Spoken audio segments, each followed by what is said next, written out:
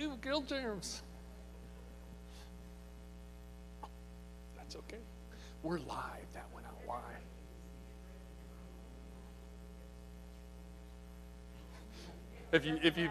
If you look at our wedding pictures, I'm 2 steps below, and you can't see it because this white huge dress I was wearing,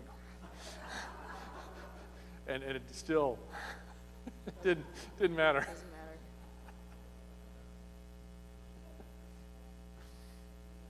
Well, I'm waiting for it to click to 4 o'clock on the dot. Oh, that clock's late. Well, welcome to our presentation. So we're glad you came to see it. We know we have a bunch of people who are going to be joining live stream or watching or aware of it, so welcome them as well. And this was a lot of fun for us in spite of the headaches of the airports and COVID restrictions. It was still a lot of fun being there, and being there in winter. We were 47 to 53 degrees the whole time. There was, in some places, snow on the tops of mountains. But one of the things that, you always forget is how mountainous Greece is, because you read the scripture and you don't really get a feel for how mountainous it is. So it was neat being there and experiencing it. This was a fun time for the two of us. I had done the Footsteps of Paul once before 5 years ago. Kelly hadn't, so this was her first time in Greece and in Turkey.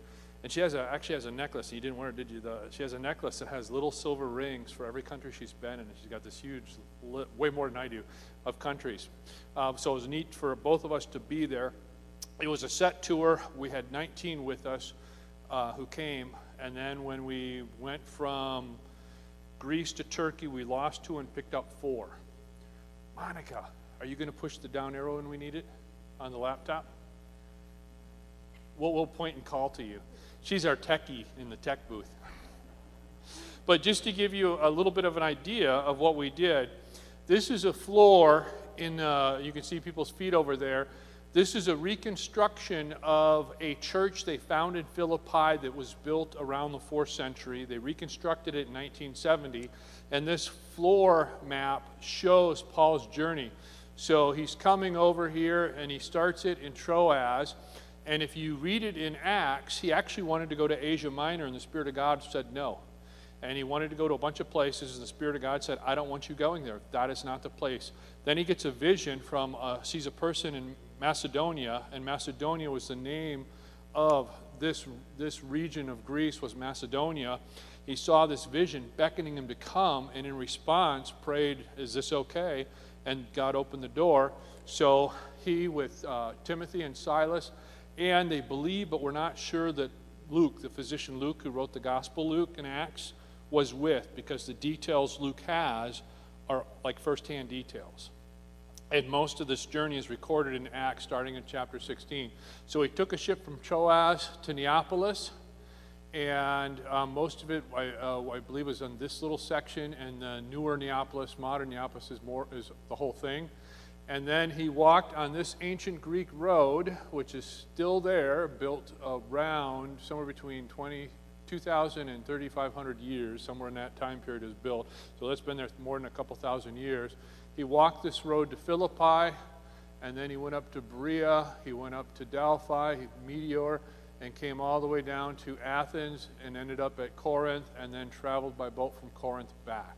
So this is the leg we followed, but he didn't stop at every city. And one of the things that we were talking about on our trip as we're reading the passages, and we're reading both Acts and the letters from the different places, is that if it was a city with both the Greek and Greek, Roman population, and a Jewish community, Paul stopped and began evangelizing.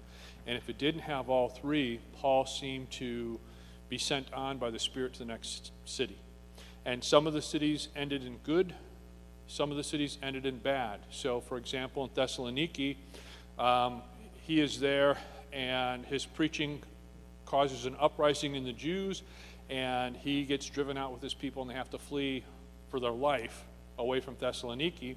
And what's interesting is it talks about riots that broke out and having to flee, but in the historical records of Thessaloniki, it talks about a Jewish riot that broke out at the same time Paul would have been there that matches the riot that they fled from. So if you flip to the next slide. You see the arrows in the far corner? There's 4 arrows. The one that points down toward you. Yep. So this is just awesome. So this is just showing it with all the modern names. Neapolis to Philippi, following, this is the path he followed and how he kind of did it in some of the ways that he did do it. Delphi becomes significant because that's where a prophetess is, and one of his trips to Philippi after the church has started, he's walking around, and the slave who foretells fortunes had a spirit of the Python cult, and the prophetess in Delphi was of the Python cult, and he drives the demon out, and the man loses his income and takes him before the magistrates in Philippi. There's the link to Delphi there. It was the same religious belief. Next one. So this is Neapolis. So the ancient city where Paul landed was here. The Acropolis is there, and the whole city would have been right there. And then he would have walked all the way up and along, and that road is down here. You can see a little bit of right there. He would have walked on foot. And if you stayed on the roads that were built, so Alexander the Great created a standard for cities and created a highway that connected the Byzantine highway, and there are a couple other roads. But by the time it became Roman Empire, they put troops about every 20 kilometers, 20, 30 kilometers. And then there would be a water station, a sleep station, a food station, and troops. So as long as you stayed on these stone roads, you're okay. You went to minor roads, and there could be bandits, and you better have weapons, you better know how to fight. So if you stayed on these roads, you had protection from soldiers. And it was set up with people walking, mostly what they did. Goods were carried in wagons, people walked. And you could do, what do they say, 40 a day? So 80 kilometers a day was a normal walking. And in miles, you got to do the conversion in your head, because math was 30-some years ago. I don't do that anymore. But it was set up and paced for people walking, and people were used to walking everywhere. So it's just what you did. Go ahead to the next one. So the way that our journey went is we were all on a bus with these 19 people. And so we had the same bus driver in Greece. In Turkey, we had a different bus and the same bus driver in Turkey. And then we had a tour guide. So we had one person in Greece and a different person in Turkey. And while we were riding on the bus, they would tell us the history of the country, of the people, of the culture, and talk about the modern things that were going on as well and how all that tied in. So as we were journeying, we learned a lot of things, and Kevin found that there were a couple of interesting things. One, the tour guide didn't say exactly the same thing as he did back when Kevin first took this same tour guide, but he said things a little bit differently, so Kevin learned some new things.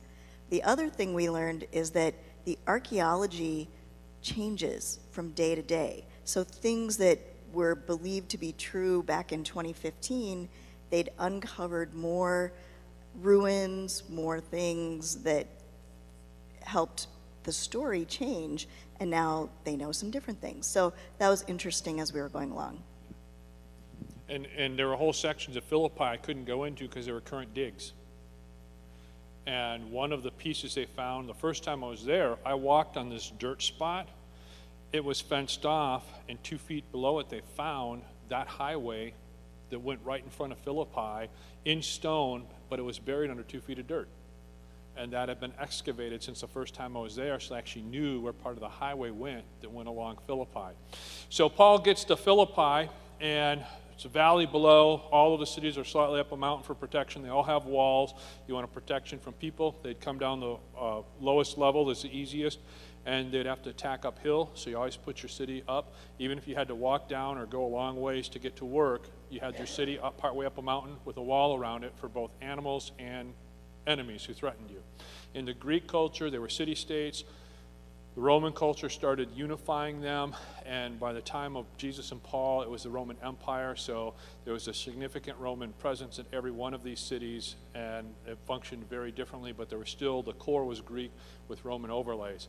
Paul gets to Philippi. He's down by the river. There is a woman who is a foreigner but lives in Philippi who purviews in purple dye, And the interesting thing about the purple dye is it's worth a lot of money because it's hard to get, because it takes a snail, and there's 12 shades of purple, and you kill the snail and milk it, and you have so many seconds per shade. So you have to time it out right to get a drop or two from each one. So you're dealing with thousands of snails, and you got so many seconds per snail. When they die to when you excrete changes the shade, and there's 12 shades, and to get enough quantity to dye something, you got to get enough drops from each snail, and you got to get it timed just perfectly to keep your 12 shades perfectly separate. So it was a high skill thing. So she was a wealthy woman. She was a colleague, which meant she didn't believe in the tradition of marriage. So she had a house. She had people who would stay at the house. Invited Paul and his companions in after he preached at this water spot. And this is the main river goes, and there's a little offshoot where people would wash, clean, and do trades. And this was built as the monument where she was baptized. She heard the good news, was baptized, became the first Christian in Europe. A church was started as more came. Paul and his group were invited to her house, stayed, and got the church going. And then he came back later and visited about 6 years later and 7 years later. And so then inside of the church that they built in 1970 next to this spot, I have the pictures here, and I'm trying to talk to you. The whole story, this is Paul preaching to the women working by the river, where she becomes a Christian, and you noticed it has 4, even though we don't know for sure Luke was there. We think Luke was there. So go ahead to the next slide. This is Costos. If you want them to hear it, you might want to run over and run it and click on it. This was our tour guide, Costos. I had him last time. This is the shrine for Lydia. He's standing right there, and people do baptisms still there today. And Kelly's going to make a click so you can hear a little bit. He's got a heavy Greek accent. His English is pretty good, but his Bible is all ancient Greek, and so he reads in ancient Greek. And that's where it gets interesting, because he shows how all of our translations are inadequate.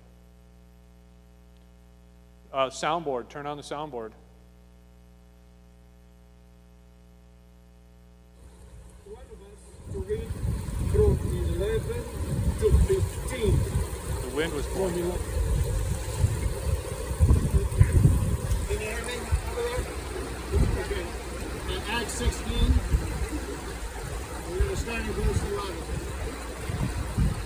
It says, therefore, This was one of the pastors in the group, and he was asked before the trip to do devotions, and we would actually read from the letter to Philippians at Philippi, and would read the Acts journey as we went along, and would always read the scripture wherever we were standing. So go ahead and down arrow. Can you turn off the video one? So this is inside that reconstructed church, and what's fascinating is almost floor to ceiling you have icons, and in this particular church, this is the very top of it, and then there's a second circle that's a little farther out that you'll see in a moment, and the entire ceiling tells the story of Paul's journey. Every picture, you start at one point, you walk around, and what Costa said is that when the churches moved out of a home to a building, all of the buildings were circular or 8-sided, because they wanted people to see the body of Christ, so you were always sitting so you could see the people across from you. So go to the next slide. So this is a monument for St. Paul, and then this shows you in the center is a baptismal font. People would sit on the steps, and then people would sit on the back row. At a later date, they punched out a hole and added what we have added here. Go to the next one. And so the entire ceiling is just covered with these professional, and there's codes of paint and everything. If it's done by a professional, it's certified and everything, and then there's knockoffs. This is all authentic. Go ahead. So that is where the minister spoke, and that was where they'd preach from while everybody's sitting in a circle facing each other. So that didn't change until an emperor around the 5th century decided that The emperor wanted to appoint all religious leaders so they had control over the church and could control what people thought. And he punched a hole in all of these circular 8-sided buildings and put a chamber, raised it, and stuck a pulpit, which was actually a pagan tool, stuck a pulpit in the center so that the person would be above them, and then told them what to preach to the people. That came from an emperor at a later date. Go ahead. So this is Philippi. So when you approach it, where we came from this way, the theater was there. The theater had been expanded by the Romans from the original Greek. And then you walked around, and this was that highway that they had found from when I was last there. And there's a gate at either side. This would be your agora, the lawn where people would hang out. This would be your stoa, the porch. And then this backside would be your shops where you would buy stuff. And then all of this would be where people lived. And there was a later date, 800 or 900, cathedral was built there that is now in ruins at a later date. And the church they found was over in here somewhere that they built down by the spot where Lydia was. And this was all of the temples. So when Paul drives out the evil spirit, he gets taken to the Roman authorities at this end. There was also a spot by this gate, and you came in and you had to take incense and throw it in the fire as a pledge of allegiance to the emperor, and if you did not, you might get tried or put to death for being opposed to the... So some of the Christians in Philippi who died because they refused to do the incense and show pledge of allegiance to the emperor. So one of the interesting archaeological things that happened is back when Kevin was there the first time, they thought they had found the place where Paul and Silas were in jail, because there's a famous story of them being in jail. The earthquake happens, the doors open wide, and they don't leave. And their jailer eventually becomes a Christian. And in that story, they thought they knew where the jail was. They thought they had excavated it. This spot right there? They found out it was a cistern for a temple. So it wasn't the jail.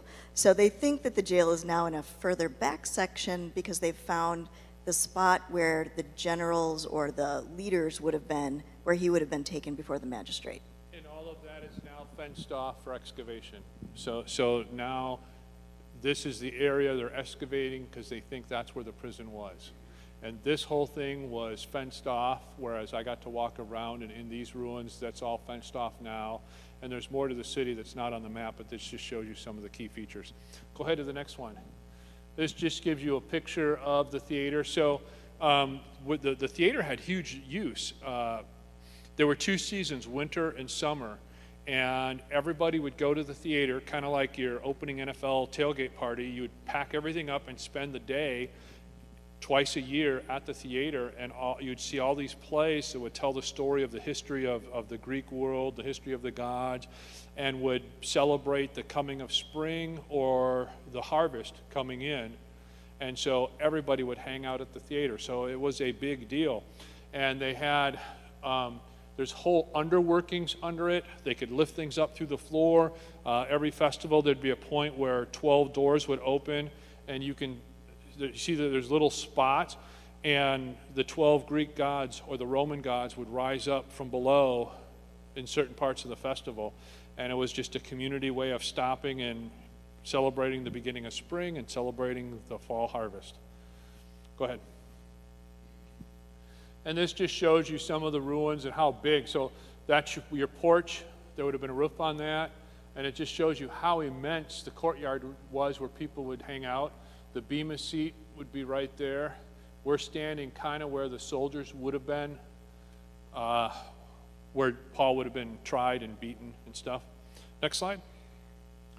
There's just more of the same ruins.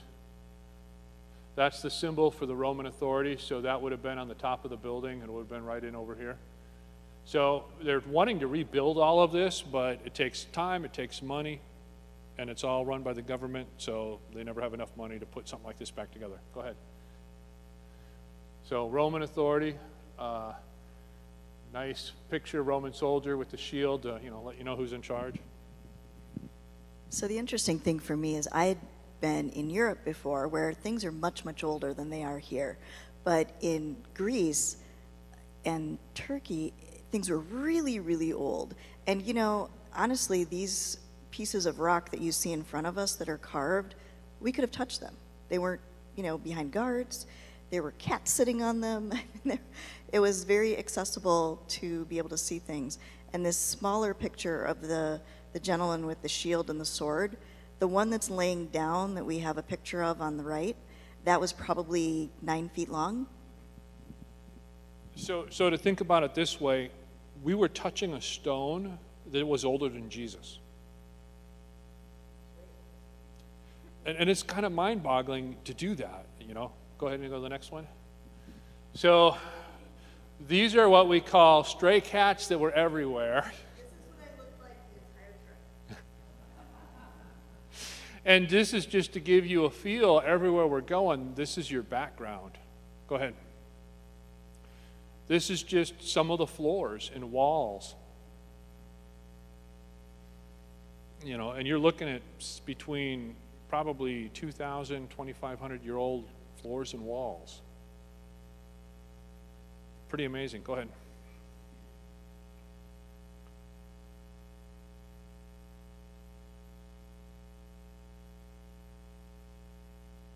And the sad piece is that, like, Philippi had an earthquake around 1100, fell into ruins. So then all the neighboring communities just started raiding it for building supplies because they were free. So a lot of these places are so destroyed because, you need to build your house, and this is free. No one's going to stop you. Go ahead. So then we went to Thessaloniki, next place Paul went. And so this shows you modern, so everything's about this size. The bottom floor of everything is retail, and then it's all apartments that people lived in and just packed all around us. They went to tear up the dirt to build more and found the center of ancient Thessaloniki. So this was the administrative wing. They actually had this would be like your Senate or rulers would be in. I jokingly called these porta potties outside of it. But this would have been the whole administrative wing, and then this way would have led to the agora, the lawn, and the stoa, the porch. Down below this on that end, this is a public bath, so people would have gone into each one of these little baths, and this would have been a bathhouse that they would have used. Go ahead. And cats on ruins.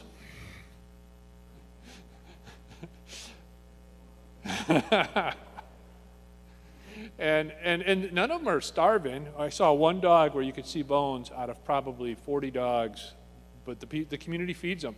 And none of these animals are mean or aggressive because the community won't tolerate it. So even though they're all like community wild animals, you can walk up to them and pet them, and they're super friendly. This would have been your agora, the lawn. Just go ahead. This is at night. So here's the agora. The administration stuff was over here.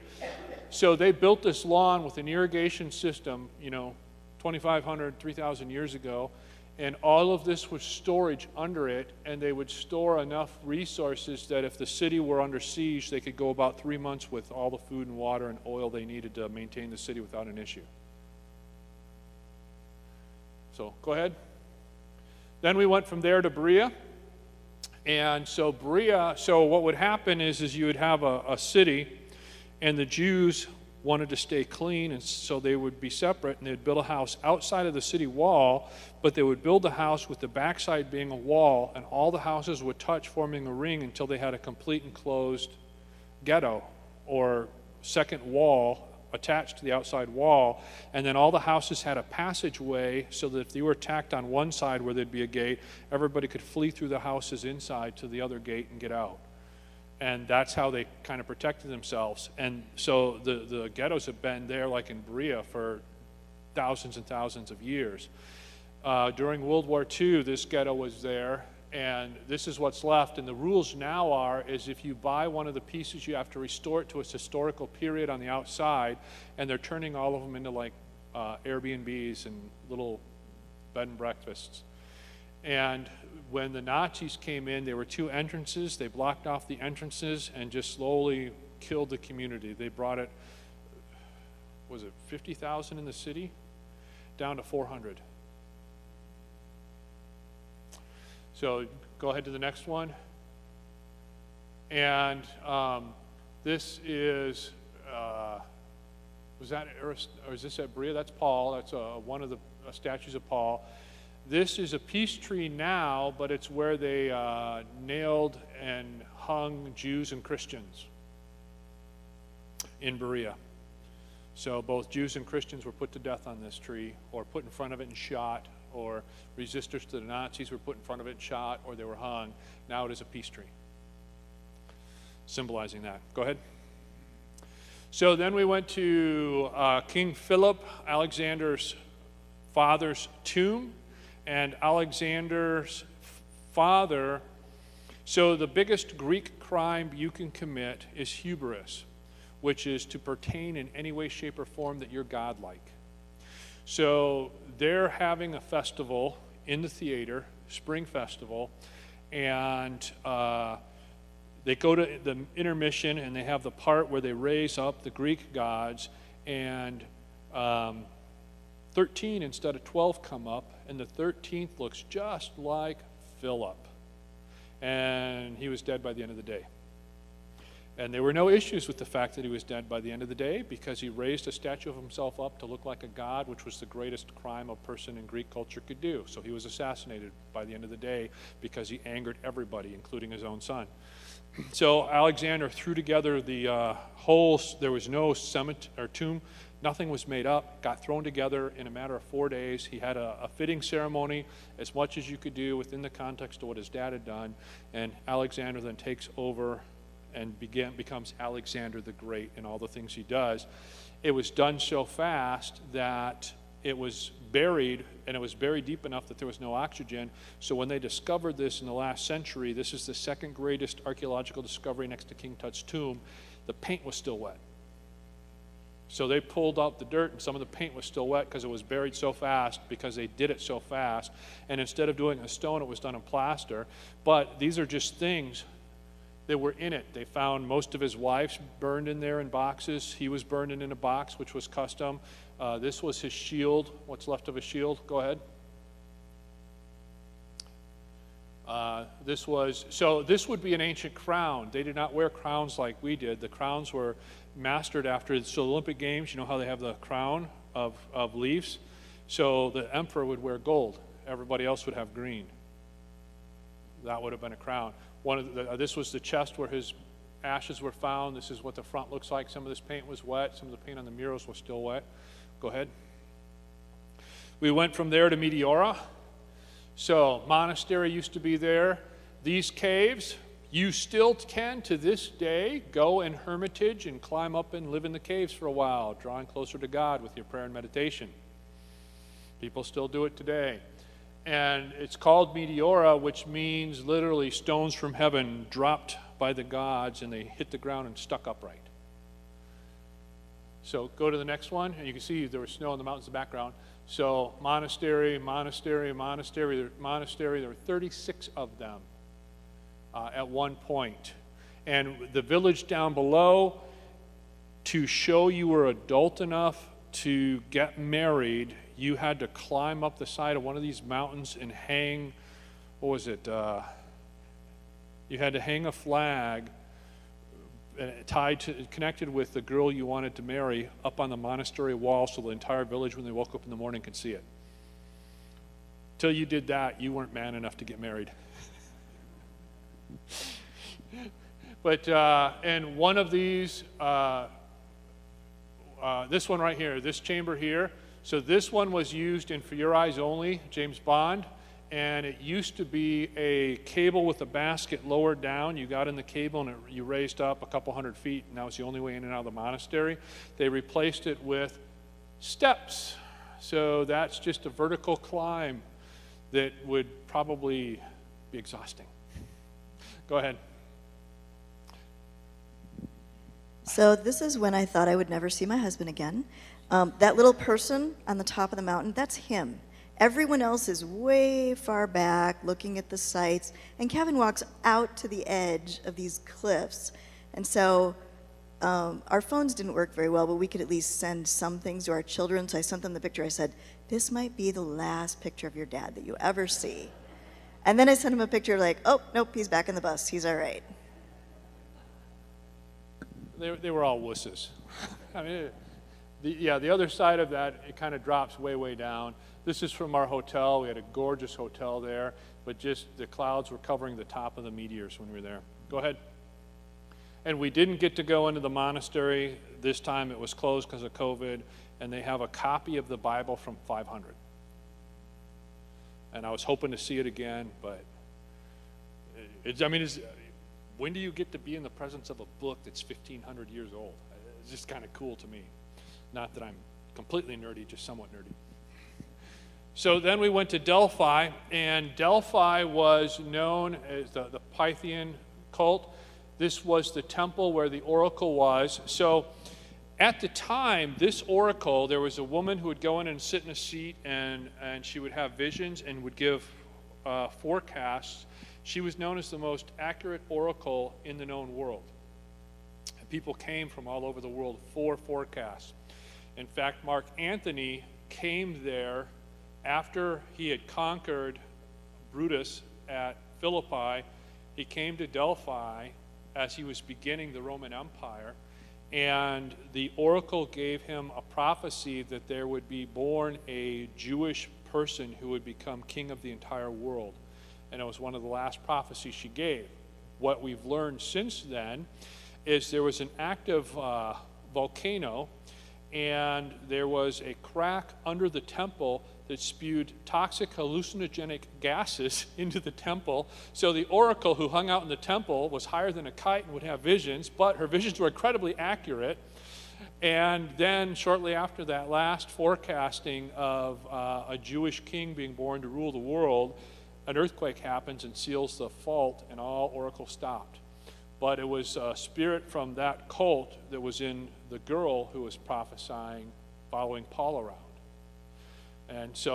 And then this is just one of the walkways. These would be all the shops. Go to the next one. And what was unique about Delphi is you had a temple for every single god. And you would walk this path past all of them until you got to the prophetess. So all of these would have been individual little temples all along here. And this is the most incomplete one they have left. They were temples and treasuries. So if you needed, there's exchanging that could be done and other stuff. So this is our group right here from behind. So keep going. So these are some of the ruins from Delphi. This is unique in a couple of ways. They didn't know they were working in bronze yet. And this is a statue taller than me in bronze. They found at Delphi from a time period where they didn't know they even knew how to work in bronze. Then what's unique is this is dressed in the garb of a messenger for the god Apollo, and he's holding the reins to a chariot, and they have parts of the horses, but not the whole horses. In the Bible, you have messengers for God, and their description matches this, which is interesting. Go to the next. Then we went from there to Athens. And this is at the base of the Acropolis. This is actually from Mars Hill, where Paul debated with the philosophers. And then you go from Mars Hill up to the gate, and this is a temple, and this is a temple, and they're always under construction. You're heading up to this gateway, and everything was about going through this gate to the Acropolis, where you had the Parthenon and the temple for Athena, the god of Athens. Go to the next one. So you crested the gate, and this is what you saw. So right here would be the gate, and here was the other temple for Athena. There was a giant statue in the middle of that for Athena. Now, here's the cool piece of this. No two columns are identical. No two columns are spaced identical. No line is straight. Everything is curved because they knew your eye bent light. So the moment you crest this hill and see this, every line is perfectly straight. Every column is perfectly spaced apart. It's taking into account how the sun shines through from this way to this so that all the shadows make perfectly straight lines. And so every column is curved in the necessary curve to make it a perfectly straight line the moment you crest the hill and see this. So every column is evenly spaced, Every line is perfect. You could put a compass up there and a ruler, and it would be a perfectly straight line. Then you walk up to it and realize not a single one of them is a straight line. So if you're wondering why there's all these like crumbling rocks everywhere, a lot of these ancient ruins, even in more modern times, have been blown apart by different places. So, you know, this Parthenon, which is lovely, has been blown apart in many wars. And because, you know, one country is trying to ruin the cultural icons of another country. And it's really a cultural icon of the world for some of these places. They now, because we have computers, all of the different little rocks that are around are all tagged, and they have a computer program that tries to figure out, takes a 3D image of the rock, tries to figure out where did this rock exist so they can rebuild some of this. And of course, when we were leaving the Acropolis, I turned to Kostas, our tour guide, and I said, now isn't the rule we each got to pick up a piece of stone and put it back where it goes before we're allowed to go back down? To which he busted out laughing so hard I didn't think we were going to leave. So they have the quarry where all of this was mined. The white is new and the dark is old. No two pieces can fit together incorrectly. There is an exact spot for every piece. You cannot swap any piece anywhere. There's an exact spot. And so anywhere you see the white, it's because they had to build a new piece because the old was too damaged. Go ahead to the next one. And so you can see the slight curve in everything so that your eye sees a straight line. You can see the new versus the old in the different spots. But all of these, none of these lines are actually straight. None of these columns are the same distance apart. When you're up close, you can see they're not. And you can see, like some, the bow is one angle and one, and it's a different, and you can subtly start seeing the picture doesn't, you got to kind of be standing there. But you'll see that some will be fat in the middle, some will be fat at the bottom, some will be fat at the top. All taken into account how your eye bends light. Oh, yo, I go fast enough, go. Cats at ruins. That's at the gateway. Everybody's walking through here, and there's the cat just laying next to on the path where everybody's just walking. Hi, I'm in the sun. Don't mind me. Go ahead. This is Mars Hill, where Paul defended himself. There used to be platforms on here where the leaders would be, but the philosophers would sit here. This is modern-day Greece. It's like you're in a satellite dish, and in the very center is the Acropolis, the mountain with Acropolis. And everybody's rooftop is supposed to have a view of the Acropolis. So go ahead, next one. And, oh, yeah. So it's a little hard to read, but the way that this tour worked was we stayed at 6 different hotels. And when we were staying at a hotel, the hotel would have a breakfast buffet and a supper buffet. So it's really nice to not have to worry about trying to figure out menus and go to different restaurants. But at one of our hotels, in our hotel in Athens, the restaurant was called the Olive Garden. And it was on the roof, and this is your view of the Acropolis at night from the roof of the hotel. Go ahead. And this is the first theater ever built, known to be built, and that's at the base of the Acropolis. Go ahead. And then the Romans came in and added a stoa, took down the Greek stoa and built a giant stoa. And stoa means porch or walking space, so if it's raining, everybody did everything outside. No one, you only slept inside.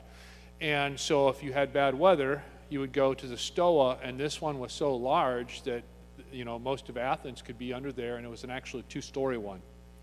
So go ahead. So then we flew from Athens to Istanbul, Istanbul to Smyrna, which is actually Izmir today, and then we went to the 7 churches mentioned in Revelation. So if you remember in Revelations, it gets to a part where there's talk given to 7 churches. 2 of them are kind of positive, 1 real positive. All the rest is you need to go back to your roots or rediscover this or this or this, or I'm going to spit you out. I don't need you anymore. And so there's warnings and praises for these 7 churches. They're the only ones mentioned in the book of Revelation.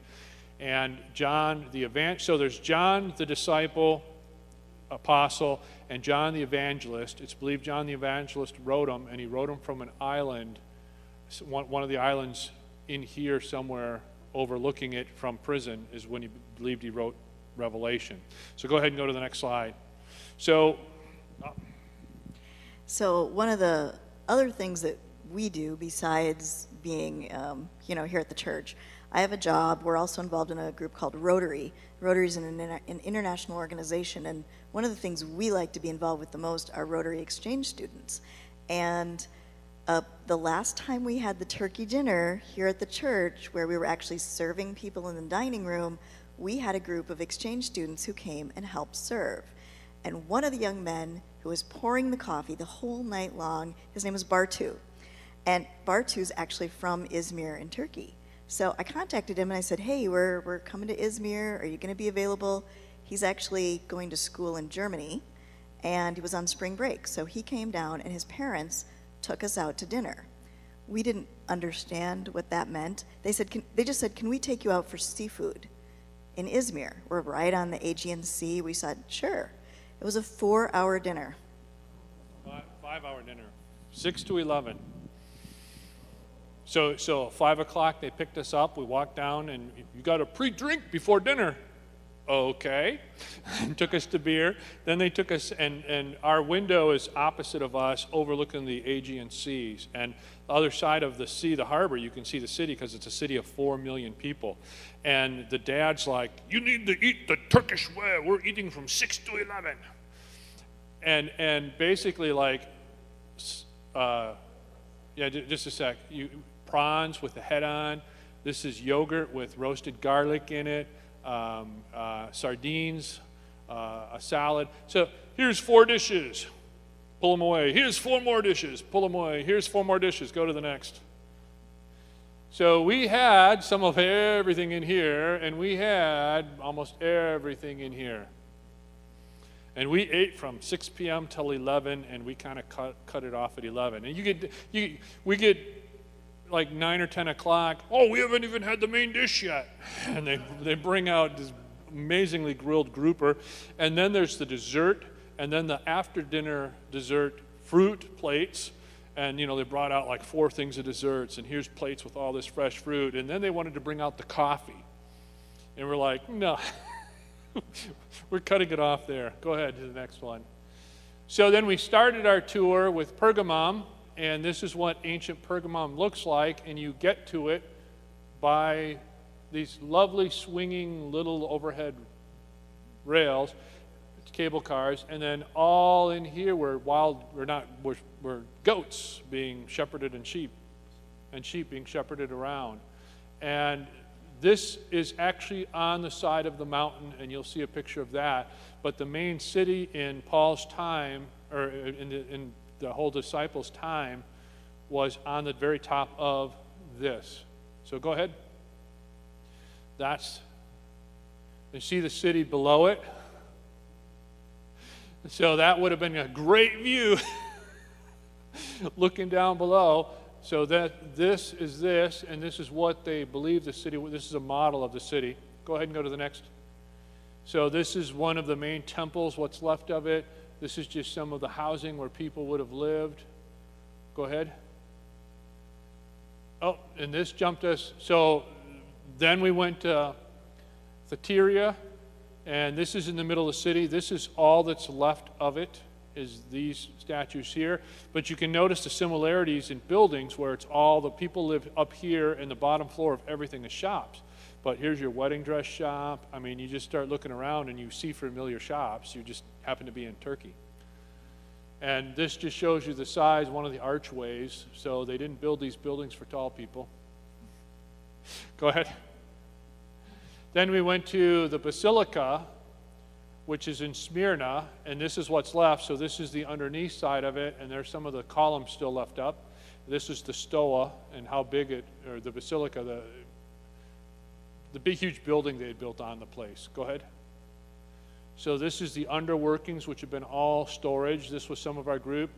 Oh, this one you can play, so remember to turn the PA system on.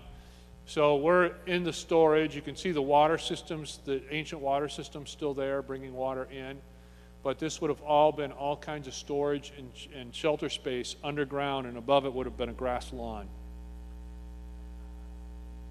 So our group, we had a guy from Ohio who had one of the greatest bass voices I've ever heard, who could just on the snap of a finger sing. And we sang a lot, even though it was not part of the tour, and got into singing, and he could just lead it. One of his closest... Hallelujah, hallelujah, hallelujah. This is a song no one knew but the guy leading it. And this wasn't the bass who was leading it. To keep your mind stayed on Jesus.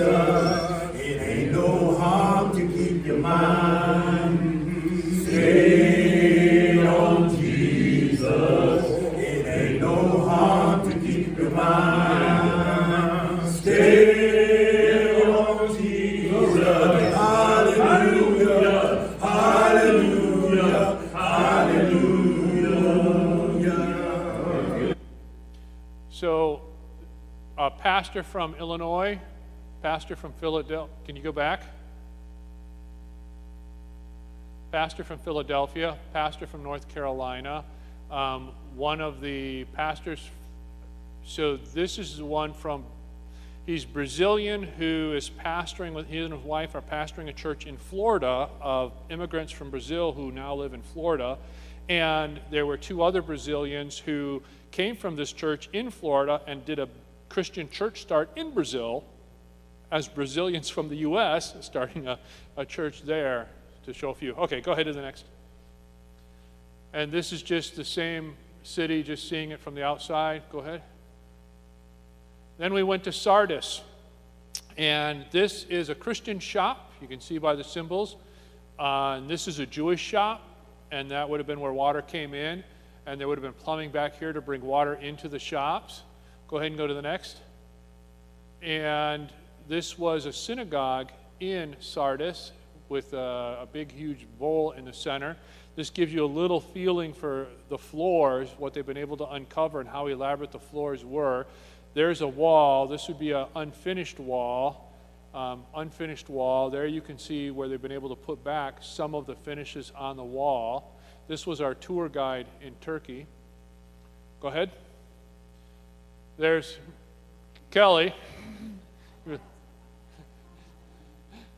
This is Wayne, and he's showing us this is what a normal wall would have looked like. So this is like slabs of marble and stone that would have been attached to all of the brick and stone work.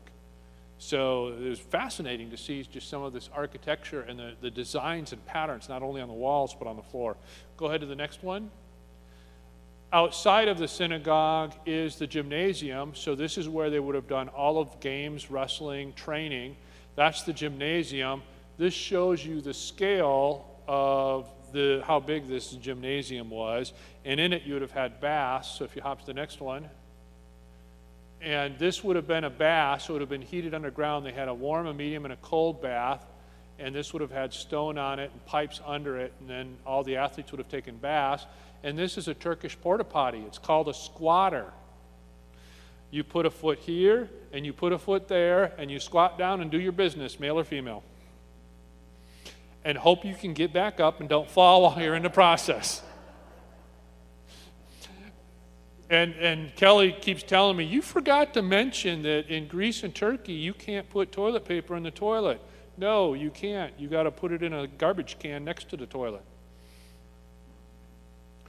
And in Turkey, the best part, they had bidets in all the toilets. and the bidets are wonderful. Go ahead.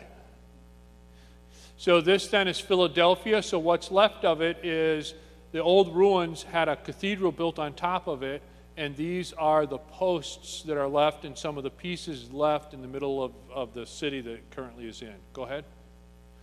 And so that's all that's left is the columns, and again, where in the picture is the cat that's living in ruins?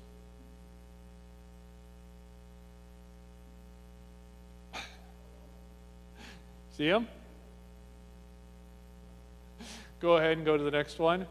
Then we went to Hierapolis, or Pamukkala is what it's known as today. This is all calcium. So it's a geological phenomenon where calcium comes out and builds up, and there's hot springs, and they create pockets up here, and you can go and sit in and go to it. So back in the disciples' days, early church days, This city was known as a city of healing, so it was believed that you could go and get into these hot pools, and if you got them in at the right time, whatever disease you had would be healed. So tons of physicians there. And it's significant because below it is Laodicea, which is one of the 7 churches mentioned. And so if you go to the next slide, that's the entranceway to it. This just shows you the sheer size of the city. It was 120,000 people. There's not a lot left built up. Go ahead to the next one. This is just a walkway, so these would be filled with water, and you could walk, and especially in the summertime, you could go out and you could actually swim in them or sit in them, but it would be kind of minimal water, but that's all calcium. That's the remains of one of the theaters that was at Hierapolis. Go ahead. We then went to a resort after seeing Hierapolis, and this is the atrium, and the whole bottom of the atrium was a pool, and it was known for its geothermal, so that's the grotto, and this, you could get into this. Kelly and I were one of 3 from a group who dared to get in it, because that's outside, and it's, 40-some degrees, 50 degrees outside, but this is mineral water, so you could see about a foot into it, and that's it. And you could see the 2 spots where the water is coming up through the ground and out a spigot into the grotto. So the more in you went, the hotter it got. But the mineral water is known for healing, and it is way better than a hot tub. It was wonderful. You could be in there 10 minutes is all you could be in there at a time. Then it became dangerous. And you're supposed to go in there and then go take a dip in the pool. But in a non-heated pool in 40-some degrees, there is no way I'm going to dip even after being in a mineral spring. It was enough to walk around for 5 minutes out here and get back in the mineral water. There's no way I was going in that water. So, go ahead. We went from there to Laodicea. So Laodicea is mentioned, and why it's mentioned is what John says as the words from Jesus is, I do not want you to be hot or cold. You either need to be hot or cold, not lukewarm, or I'm going to spit you out. So Hierapolis is above, healing happens, Laodicea, and then Colossae is below, and Colossae was where people went to get refreshed because the water was cool down here and refreshing and rejuvenating. So healing and rejuvenating, Laodicea is in the middle, and the warning is you either be hot where you bring healing as a faith community, or you bring cold where you bring refreshment and renewal as a faith community. And if you are not bringing healing or not bringing renewal, you are not church, and I will spit you out. And that's the warning to Laodicea that sits between them. But what I wanted you to see there, it was a big city too, that's wagon ruts in the main stone highway, just worn in over time. This is plumbing, full flow, restricted flow, heavier restricted flow. And this is a pump station for a section of the city, and they would slide the stone based on the flow of water they needed for that part of the city. Pretty amazing how complex some of this was. One of the temples, go ahead to the next slide. This would be a large storage bin, so this whole room would have had a bunch of these, and they would have had food in them, would have stored them. This is just another one of the temples and a pathway to it, another one of the temples. You see some of the carved symbols in it. Go ahead and go to the next one. Inside, actually, there's a structure there, and in it was an old ancient Christian church. This shows you plumbing, so copper tubes cemented together and then covered underground, both for bringing water and separate ones for bringing sewage in and out of the city. This would be a floor that would have been on top, so this one would have might have had hot water going through to heat that flooring. This just shows you some of what the walls inside would have looked like to period, and this is an ancient baptismal font in it. So you can see the cross shape, and you would have gone down in it, stepped down into it. Go ahead. And then we went from there to the granddaddy of them all, which was Ephesus, a city of 240,000. So do you see this gold statue that's there? That's a statue of Mary, Jesus' mother. And the story is that John was one of the disciples who came to Ephesus, and I believe he was the only one that died of old age. Yep, everyone else was, killed by unfortunate circumstances. But he lived to an old age, and we hear the story in the Bible where Jesus is on the cross and he's saying to Mary, you know, that this is going to be your son. And he says to John, this will be your mother. So Mary stayed with John, and it is believed that they lived in Ephesus, and they lived on this road where the statue has been built. They have uncovered some ruins that are from 1st century AD, so they think it's very possible that's the house where John and Mary lived. Yeah. They think they know where Mary's bones are, but there's no way, you know, how, even if they dug them up, how do you verify it? But they do think they know where they are. So this is Ephesus. This is kind of the main drag, and it dead ends. It doesn't dead end, it turns right. And that was the library, and Ephesus had one of the great libraries of the time period. One of the great ancient libraries was Ephesus. So this is just the normal walkway, and all of this would have been apartment buildings. Back here, we'll show you pictures, a 6-story apartment building. All of this would have been apartment buildings at one point. And this is just showing you just some of the corridors and things we were walking through into ruined buildings that were part of it. Go ahead. There were 3 theaters. This was one of the little theaters at one end of town. And the main walkway was here. And this just shows you some of that walkway with some of the remains that are still there. So Ephesus, there were 3 Ephesuses. The biggest was the one that Paul was at. And cities were usually abandoned because the sewage clogged up and they couldn't unclog it, earthquake or fire. And oftentimes what they would do is they just move it. So this had been moved 3 times. This was the last one. And it got abandoned around 1400, and then it got covered over by dirt, and it was discovered in 1800s when they were putting a railroad in. So it's the most intact ancient city that we have. So go ahead and go to the next one. So this is for Nurse Monica. There's the sign of hospital. And this is the ruins of the hospital that would have been at this end of Ephesus. And you have the snake around the pole, which both lines up with the story of Diocenes and with the story from Leviticus or Deuteronomy, where the people were complaining and poisonous snakes bit them. And so God told Moses to put a pole and put a bronze snake, and if you look at the snake, the poison is healed. Same symbol. So go ahead, next one. This is just some of what the buildings looked like, the flooring looked like in buildings. Go ahead. Public bathroom.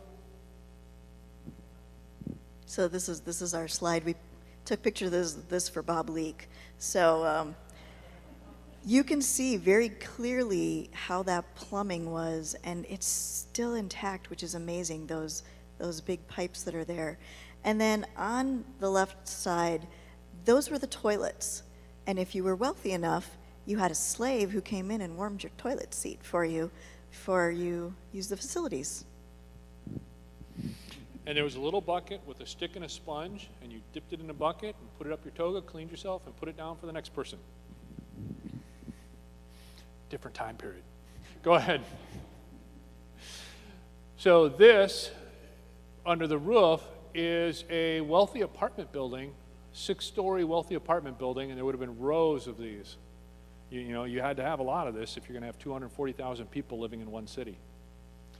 And so this is inside it. This is all the reconstructing wall panels or floor panels. Go ahead. This is what some of the floors would have looked like. Plaster, some of the walls were plaster and painted, so they're able to uncover them.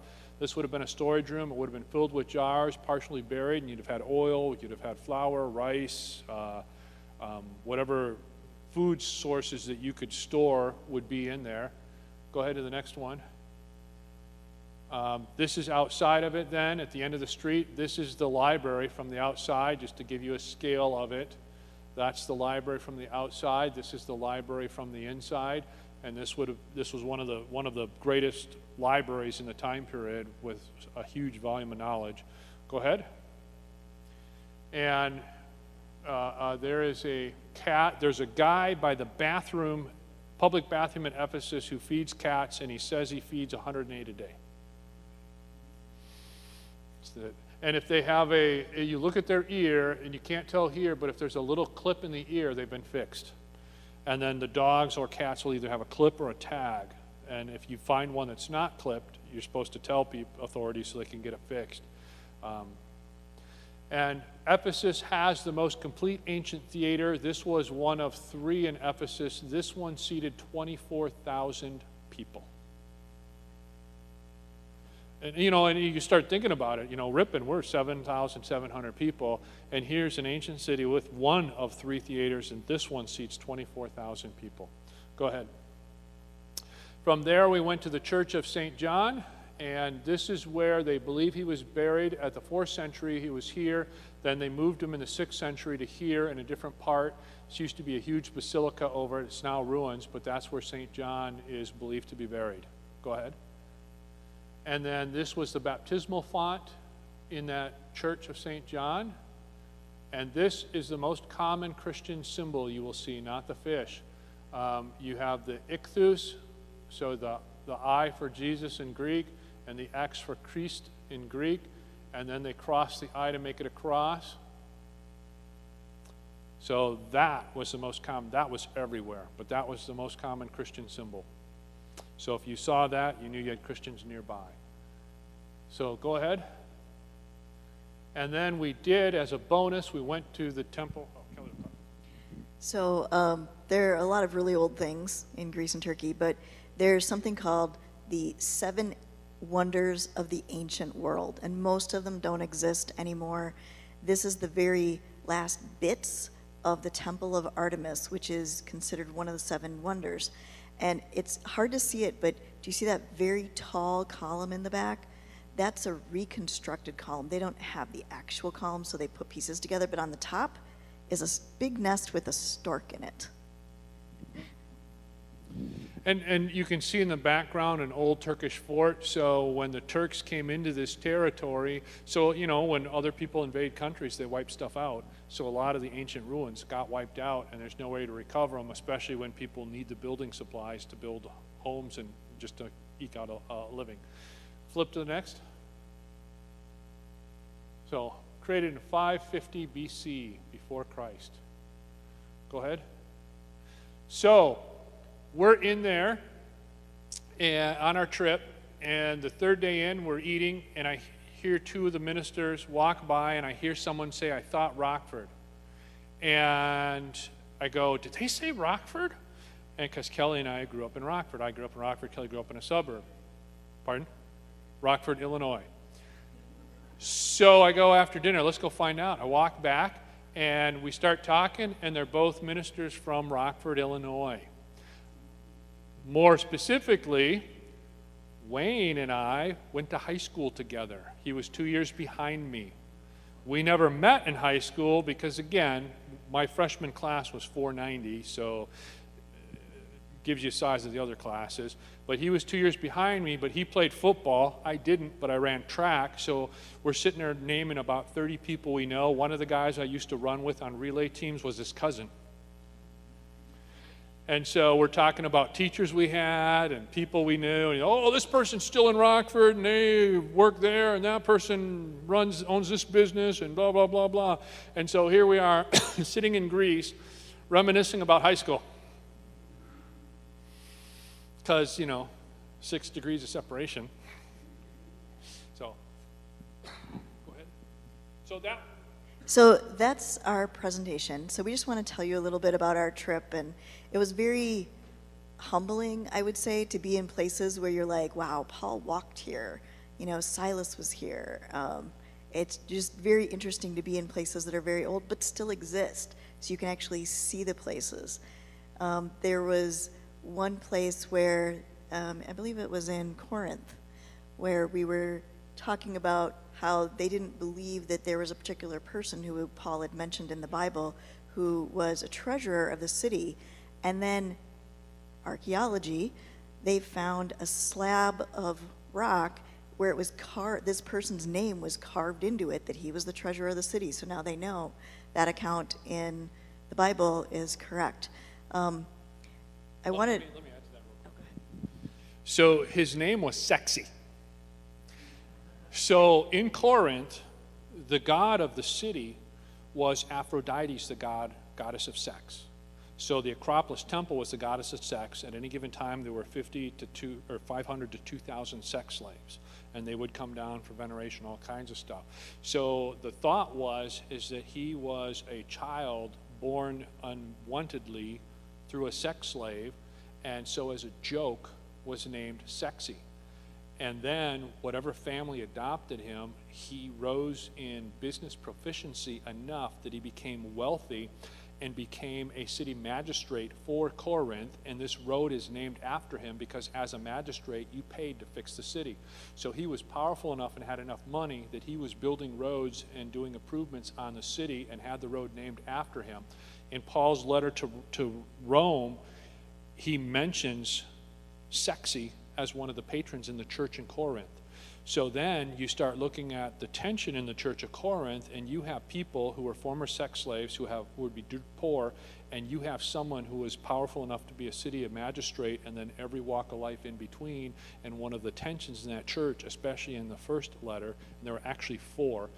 There's one that was written before 1 Corinthians. That was really the second one, and then I think the second one is the third, and we're missing the fourth, but there's references to it. And one of the big issues was the social economic, and the church was living it out instead of erasing it through the blood of Christ. And Paul gets on them because they're holding to social status in the church setting and chews them up one side, down the other for doing that. But it makes sense then when you see, here's this patron, and here's his name on a road. And it's one of those pieces that frustrates the non-Christian scholars, because now you have a road with this name, and the name is so odd and unique. There were not a lot of people named Sexy.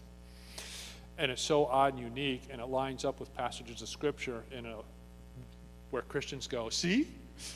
And non-Christians go, let's make that road go away. Kind of a thing. So we just want to thank everybody for coming and listening to us, whether they're listening to us online or in person. For the in-person people, we have some special snacks that we brought back with us from Turkey and some purchased locally from Greece. So we'd invite you to come up and look at some of our things. Kevin does have some really interesting books that he brought back from all of these different places that we visited. I think the most interesting is we have a book from Ephesus that has plastic overlays that kind of shows you what it would have looked like back then compared to the ruins that they've found now. So feel free to take a look at those, and thank you very much for coming.